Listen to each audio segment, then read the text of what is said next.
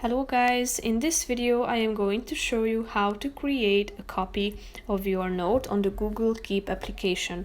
But first I just want to mention, don't forget to subscribe to my channel because at 10,000 subscribers I am going to show you my whole YouTube revenue statistics and growth strategy, how to make money online. So let's jump into it.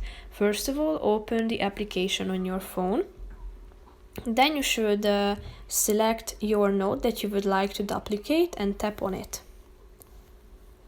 Now you should click on this icon that you can see down below in the right side corner of the screen.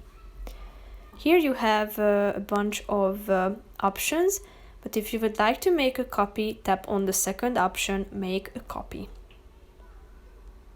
So now you have created a copy of your document. As you can see, it is here, so it's saved next to your next to the original copy here at the home page. So that's pretty much it for this video. I hope you found it helpful. If you did, consider subscribing and see you in the next video. Bye bye.